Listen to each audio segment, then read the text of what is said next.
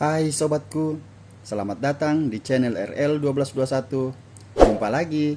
Sebelum kita lanjutkan alur cerita novelnya, jangan lupa like and subscribe ya. Terima kasih.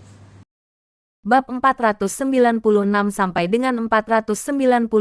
Apakah kalian sudah siap? Sebelumnya, Peter juga pernah berdiri.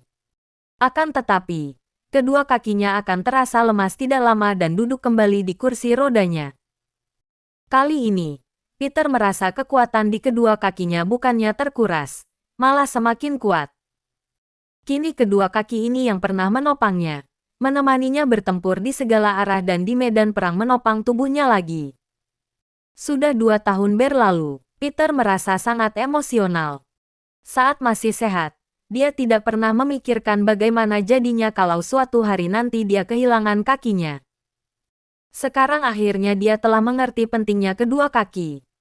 Dalam 2 hari terakhir, dia hanya seorang lumpuh yang menderita karena dinginnya dunia dan ejekan dari mata yang sinis. Sekarang setelah dia pulih dan banyak hal yang akan berubah lagi. Wush! Peter mengangkat telapak kakinya, kemudian perlahan-lahan mendarat di lantai dan maju 2 langkah ke depan. Merasakan perasaan kakinya menginjak lantai, tubuhnya masih berdiri kokoh. Akhirnya dia benar-benar pulih sepenuhnya. Daddy, Carlo, entah apakah kalian sudah siap? Peter menengadahkan kepalanya dan sorot matanya terlihat sangat kelam. Daddy pernah menjadi salah satu adik yang paling dipercaya, tetapi dia telah menyiksanya sedemikian rupa. Bisa dikatakan Peter telah jatuh dari puncak 9 bintang menjadi orang lumpuh di mata orang lain. Semua ini karena Daddy. Carlo dari keluarga Nilo di kota Mandala adalah orang yang paling mempermalukan Peter saat dia berada di titik terendah. Dendam ini tentu saja juga harus dibalaskan. Adapun keluarga Carmine, aku tidak akan menyentuh kalian demi Tuan Besar Nelson dan Abigail. Tapi aku akan menggunakan caraku untuk membuat keluarga Carmine sadar. Peter bergumam, kemudian melangkah ke atap dengan mengandalkan kedua kakinya. Ketinggian total villa telah mencapai lebih dari 10 meter. Dengan di ketinggian ini, Peter bisa melihat ke kejauhan. Langit malam bertaburan dengan bintang yang berkelip dan area perumahan di sekitar sini diterangi dengan puluh ribu lampu. Peter yang sendirian berdiri dalam diam seperti burung camar di langit dan bumi. Dia sama sekali tidak menggubris dunia fana yang penuh dengan kebisingan. Karena jalannya berbeda dengan semua orang ini. Ngung.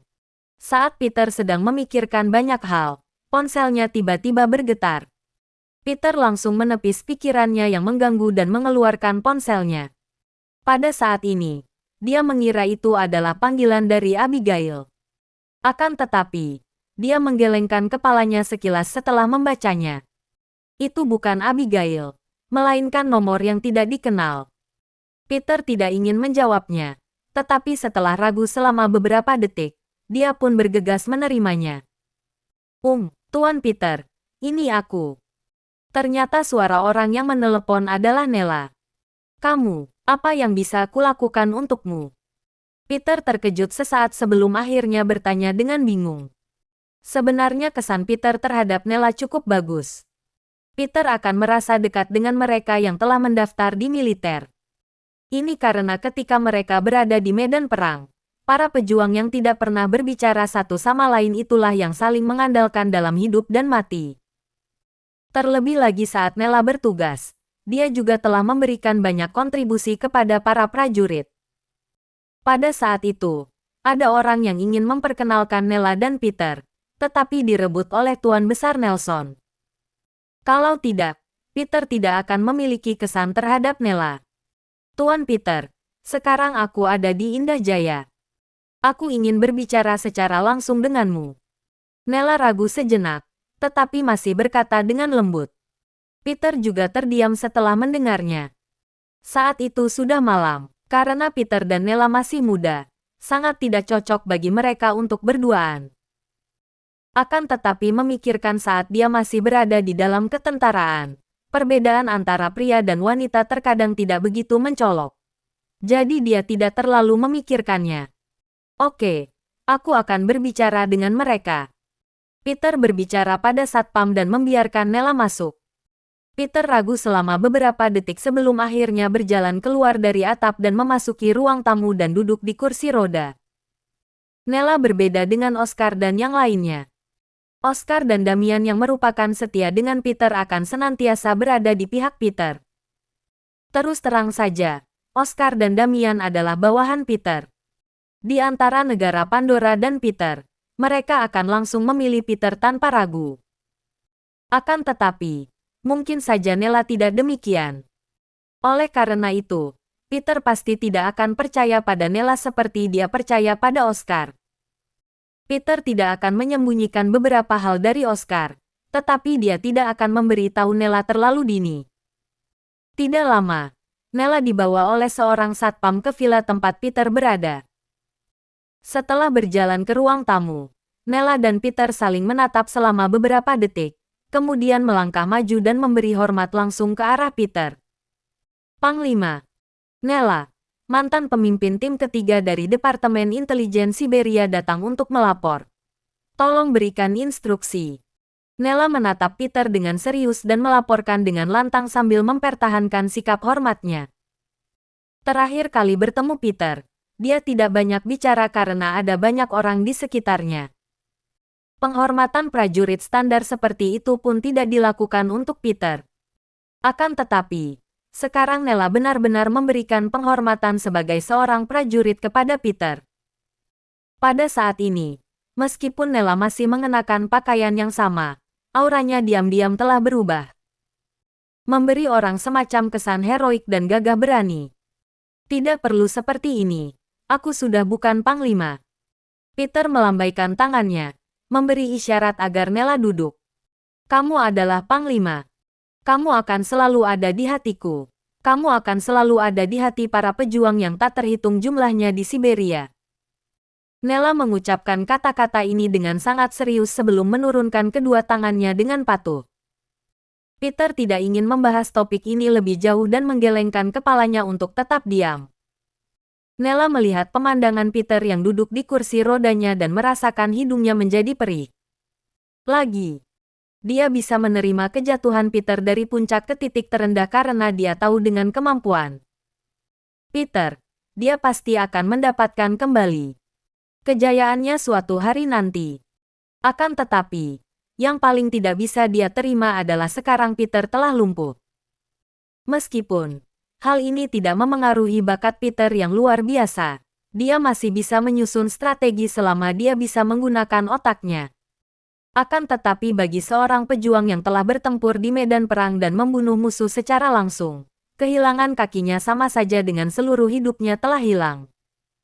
Hati Nella terasa seolah ada kapas yang menyumbatnya dan membuatnya hampir mati lemas. Panglima, aku sudah mendengar semuanya. Nella menyeka ujung hidungnya dan masih tidak berani duduk. Dia berkata sambil tetap berdiri di depan Peter. Peter menganggukkan kepalanya tanpa berbicara lebih jauh. Panglima, aku merasa semua ini tidak adil bagimu. Saat itu, kamu menjadi seorang prajurit, menjaga perbatasan agar musuh tidak berani datang dan menjaga kedamaian jutaan keluarga di negara Pandora. Tapi tidak ada tempat bagimu untuk tinggal di wilayah di mana puluhan lampu menyala. Aku merasa semua ini tidak adil bagimu. Nella menggertakkan giginya sekilas. Inilah yang dia pikirkan. Akan tetapi, Peter tersenyum setelah mendengarnya dan menggelengkan kepalanya. Karena sudah mendapatkan posisi, kita harus melakukan tugas dengan penuh tanggung jawab. Aku pernah menjadi seorang pejuang di dalam militer. Sudah menjadi tugasku untuk melindungi keluarga dan negara. Tidak ada yang berhutang apapun kepadaku. Mereka juga tidak memiliki kewajiban untuk menjaga orang asing yang tidak mereka kenal. Peter melihat situasi dengan sangat terbuka, dan setelah dia mendapatkan kembali kekuatannya, dia bahkan tidak terlalu mengkhawatirkan banyak hal. Panglima, kamu tidak peduli? Nella bertanya dengan mata terbelalak. Tidak. Peter melambaikan tangannya dan berkata dengan santai. Kamu tidak peduli, aku peduli. Orang lain tidak tahu, tapi aku tahu berapa banyak yang telah kamu lakukan untuk kerajaan naga. Kalau orang lain tidak menjagamu, Aku akan menjagamu. Kalau Panglima tidak keberatan, keluargaku adalah rumah Panglima. Mata Nella melebar. Dia berkata kepada Peter dengan lantang. Nada suaranya sangat serius. Peter tersenyum. Dia sama sekali tidak menyangka Nella akan mengatakan itu.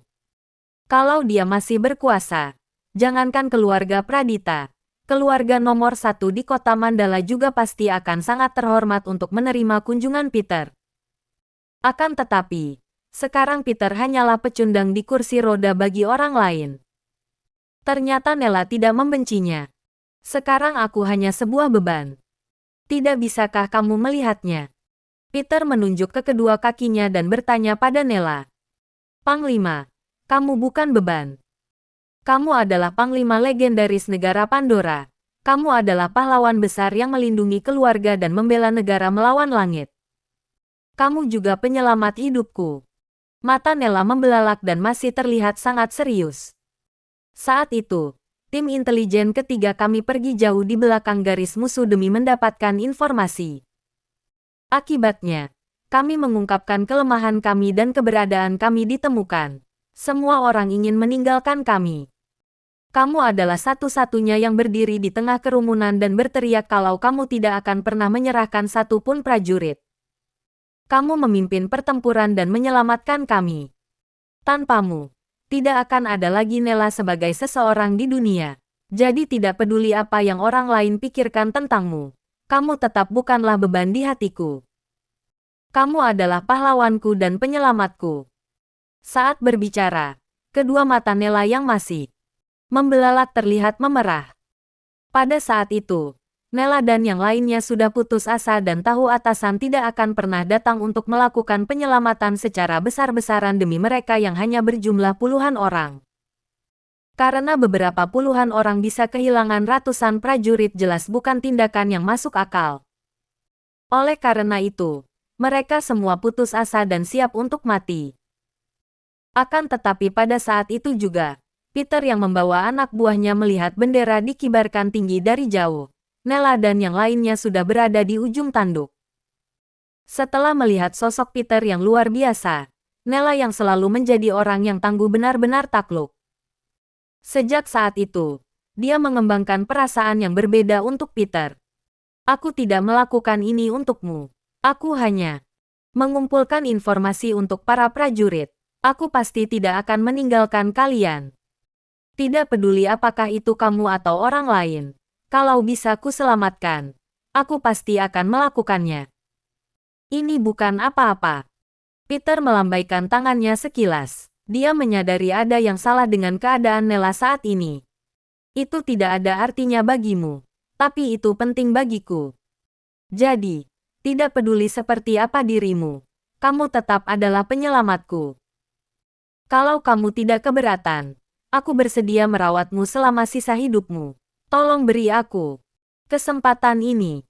Nella membungkuk dalam-dalam pada Peter. Nella benar-benar mengungkapkan isi hatinya dengan kata-kata ini. Dia rela menghabiskan sisa hidupnya demi merawat Peter seumur hidup. Tidak bisakah dia mengungkapkan sesuatu? Tidak peduli seberapa bodohnya Peter, dia masih bisa memikirkan beberapa hal. Perasaan Nella padanya mungkin tidak sebatas pada rekan seperjuangan. Peter perlahan menengadahkan kepalanya dan bertatapan dengan Nella selama beberapa detik. Sudah cukup sulit bagi Abigail untuk menjagaku selama 2 tahun. Aku tidak ingin mengganggu orang lain lagi. Jadi, kuhargai kebaikanmu. Peter berterima kasih kepada Nella atas kebaikannya, tetapi dia tidak akan menerima kebaikan ini. Abigail tentu saja merupakan sebagian besar alasannya. Panglima, aku tahu mungkin kamu masih rindu betapa Abigail telah merawatmu. Tapi aku sudah berbicara dengannya sebelum datang. Saat Nella mengatakan ini, Peter mendongakkan kepalanya untuk menatap wanita itu sambil mengernyitkan dahinya. Apa yang kalian bicarakan? Peter mengira Nella telah memberitahu perasaannya kepada Abigail. Dengan kepribadian Nella yang berapi-api, mungkin saja dia benar-benar bisa melakukan hal seperti itu. Aku bertanya pada Abigail dan dia bilang kalau kali ini dia benar-benar meninggalkanmu. Mungkin setelah ini dia akan berpacaran dengan Carlo. Nella menatap Peter dan berkata dengan sangat serius. Kalau Abigail tidak memberitahu Nella kalau dia telah menyerah pada Peter dengan serius, Nella juga tidak akan pernah datang untuk mencari Peter. Peter terdiam setelah mendengarnya. Dia mampu mengubah banyak hal, tetapi dia tidak bisa mengubah keputusan Abigail.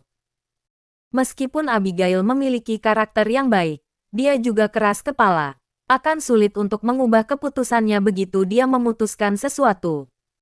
Sekarang kalau Peter tidak memperjuangkan wanita yang telah bekerja untuknya selama 2 tahun ini, dia hanya bisa memulainya dari anggota keluarga Carmine. Aku tahu. Kamu pulanglah. Peter menganggukkan kepalanya perlahan, kemudian berkata sambil melambaikan tangannya. Panglima, kamu. Nella terkejut setelah mendengarnya dan menggertakkan gigi sebelum mencoba berbicara. Kamu tidak perlu khawatir tentangku. Aku hidup dengan sangat baik di sini. Adapun Abigail, aku juga punya rencana.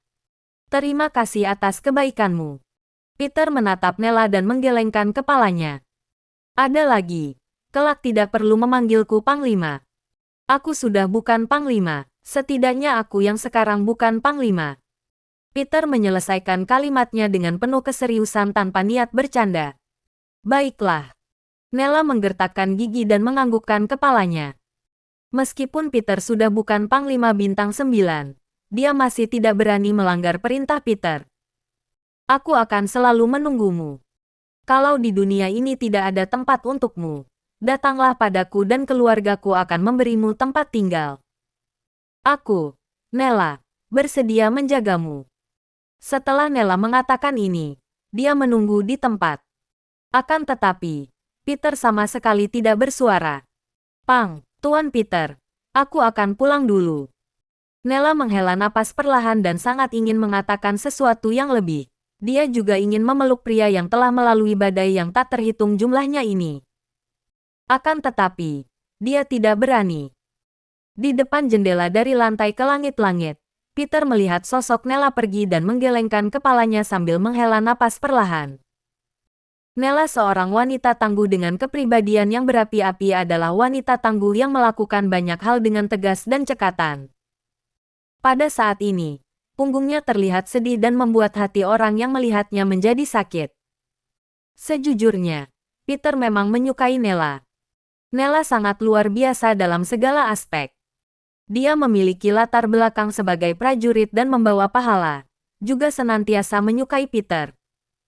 Jadi, memang harus dikatakan Peter memang menyukai Nella. Bagaimanapun juga, dia mengenal Nella lebih awal daripada Abigail. Akan tetapi, menyukai bukanlah cinta. Maafkan aku. Hatiku sangat kecil dan hanya bisa menampung satu orang. Sekarang hatiku telah diisi dengan nama Abigail.